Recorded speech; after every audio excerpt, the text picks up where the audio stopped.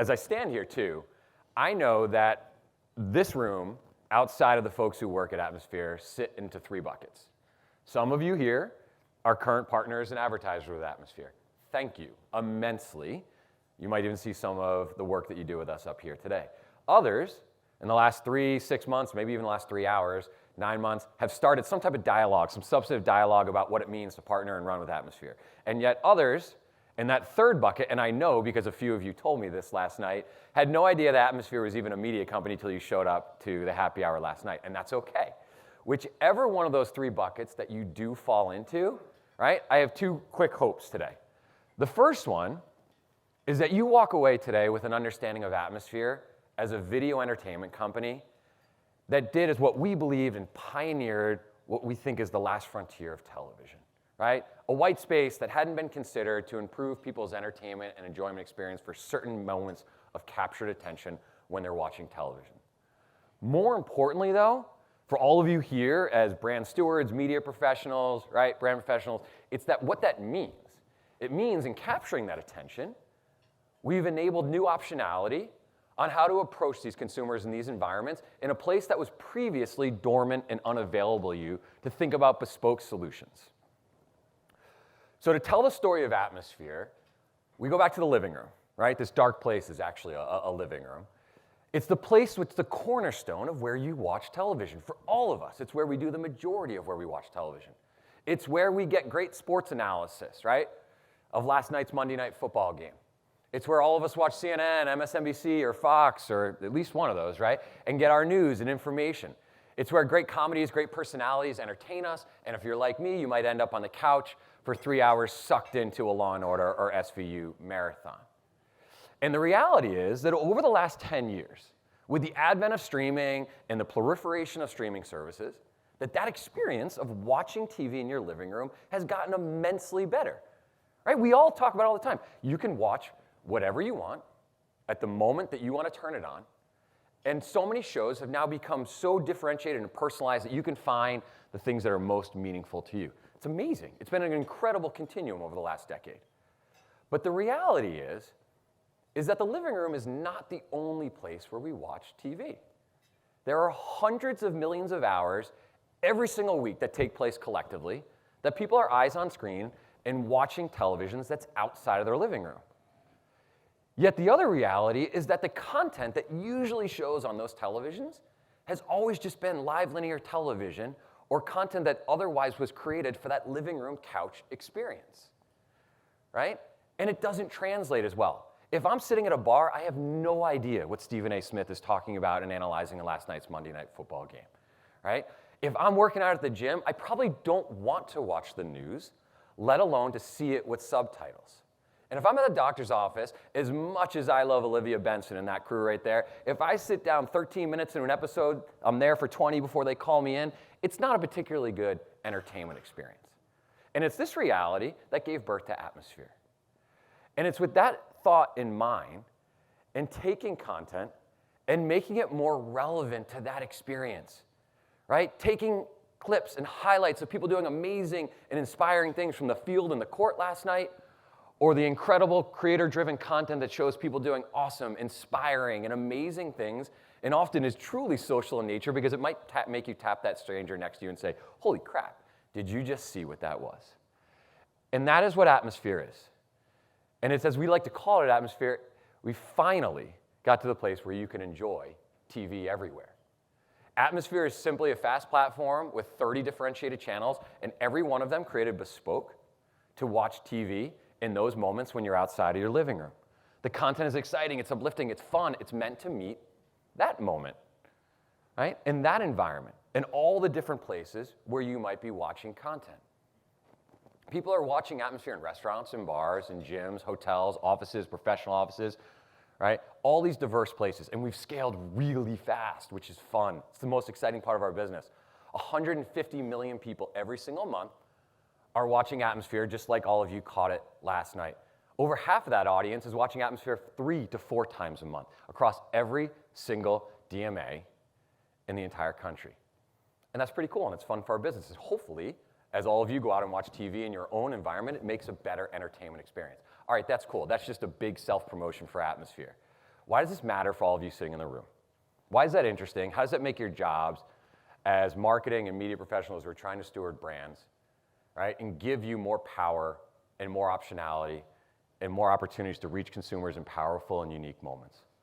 Well, first is that Atmosphere has addressed one of the problems that came up at least 3 or 4 times in our discussions yesterday, right? And that's when Molly and I started calling out. We were talking about it just a few minutes ago this morning.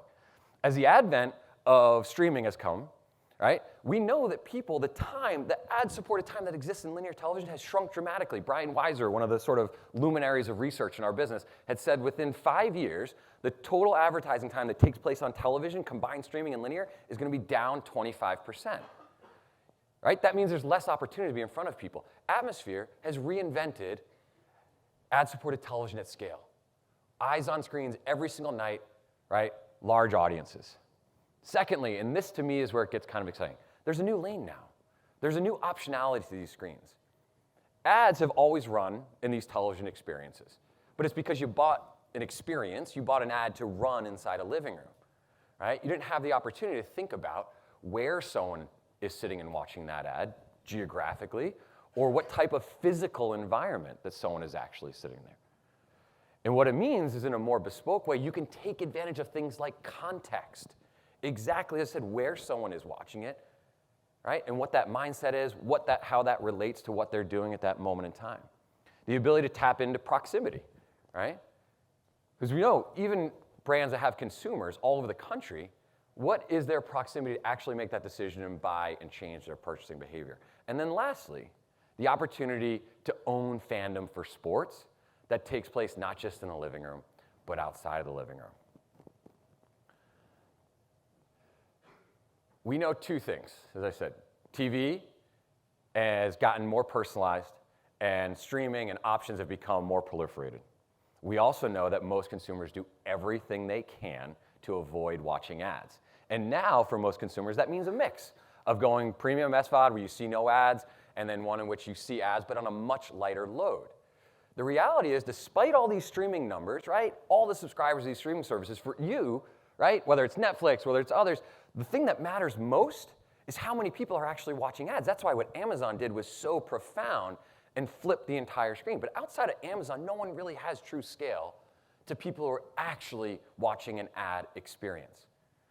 And the complement for Atmosphere is now to be able to get in front of those 150 million viewers who are light or sometimes, like myself, barely see any commercials in their own human environment. Every single night, over 10 million people at any given moment have eyes on screens watching television at Atmosphere. That means that we can find audiences at scale, right? Key multicultural audiences, wealth, high household incomes, young audiences, diverse, like all of those different segments can be found at scale. But the most interesting thing is that all of these people, when they're watching an ad in front of Atmosphere, are active and immediate potential customers. You don't have to motivate them to get off their couch and make a purchasing decision. They've already left the house. This, to me, is where it gets fun. The idea of context, right? If you're a beverage or an alcohol brand, you not only can use Atmosphere to create deep affinity, right, brand preference, but you can put an ad in front of them in that exact moment that they're making a purchasing decision in more than 20,000 bars and restaurants every single day. If fitness is key to your brand, you can buy a behavioral target to chase someone around their online activity, or you can put an ad in 6,000 fitness centers and gyms across the entire country where people have already laced up and they've gotten out of their house and determined that fitness is an important part of their life. And if you're a travel brand, I'm pretty confident a great place to find people, is when they're actively moving through their commute, right, through the airport, through 100 airports across the country. I mentioned the idea of proximity. Many brands are national brands, right? They have stores, locations. You could be bought across the entirety of the country. But when you run nationally, right, especially in live linear streaming, you're not discriminating exactly what that proximity is to that purchasing opportunity. So if you're a retail store, what matters to you most is not necessarily blanketing the country. It's being in front of people who actually have a close proximity to your actual store, right? CPG, right? Are you close to that? Are you close to where that product is bought at Target or CVS? The opportunity with Atmosphere is not only to run nationally, but to limit that proximity of where the ad shows into a tight area of where that consumer can actually buy the product. And I mentioned sports. Sports are a big part of many marketers and advertising campaigns, and for great reason. It's a highly engaged environment. It's a place where there's incredible passion and engagement and a high aptitude, obviously, to be paying attention. But the reality is, as I said a moment ago, fandom isn't limited to the living room. As all of you saw last night while Monday Night Football was playing and atmosphere was just a part of that experience, we are a complementary part of the sports experience every single night. For the regular MLB, NBA games, or the big moments like March Madness, the Super Bowl, or your NFL Sundays and college football Saturdays. The opportunity exists to participate in that sports conversation in a much more efficient way, in a way that reaches incremental consumers every single night and every single weekend. Creative is a big part of what we do and how we lean into it. And here, you see how our partners at Pepsi actually have activated that sports experience. By taking not only their creative, their existing creative that exists on that left-hand side, but texturing it in a way that matches our content. More visually arresting, right? More interesting to see without relying on audio. And in this moment, it actually contextualizes it again to the local environment. So if I'm a Steelers fan, ooh, I shudder. Or if I'm a Patriots fan, it's not the easiest right now, but man, we had a great run, right? Or a Bills fan, the opportunity to see an ad that feels like it was personalized to me in my very environment. And that's really kind of only the tip of the iceberg of the things that we can do from a creative perspective. The ad on the left-hand side from RAM is actually one that was highly audio reliant when it runs in other environments. And with some small contextual changes, that actually becomes a very video engaging ad that has just as much power and effectiveness to a consumer, even if they're not relying on the audio. Now on the right-hand side, what you see from 7-Eleven is not only the ability to run your video and combine it with sort of mid-funnel, great product shots, but to pull in a live API so that every time it renders, it's pointing you directly to the nearest location, which is likely just a mile or two down the road. Again, combining the opportunity for visually arresting ads with proximity and driving people down the purchase funnel in one single creative experience. Here's the fun part. It's working, right? 80% of marketers that run with Atmosphere right now, they run their standard brand creative, standard video runs in environments, and it's proving out results, right? It's an incremental environment. It's great. We see brands that are leaning into us with creative examples like Pepsi there, and it's driving things like brand lift. It's driving incremental sales. It's driving people into the store. And the fun opportunity is when it all comes together, like some work that we did with Jack in the Box earlier this year. Jack in the Box came to us late last year and said, we need to drive incremental engagement and sales for people with our late night menu. So we thought about all those steps and those incremental ways that Atmosphere can activate in a unique capacity. So we built them an entirely customized video creative, which featured these mouth-watering items, right? We contextualized it and ran it only 8 p.m. and 1 to 1 a.m. when that menu is actually available, right? We put it and rendered it only in places like bars where people are working up moments of hunger but don't have the opportunity to actually access food. And we ran the ads only within 2 to 3 miles of a Jack in the Box location.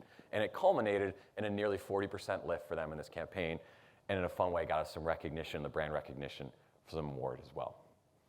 This conversation with Jack in the Box, or this success with Jack in the Box, started because we dove into this very question, which is ambitious. But it's our goal every time that we sit down. It's like, hey, what's that pain point and how can we uniquely help you fix that? With any luck, spark some ideas for some of you in the room to move forward some of those conversations as well today. So I appreciate you letting me kick off this morning and getting one more warm introduction from Mr. Whitfield. I promise you it's done now.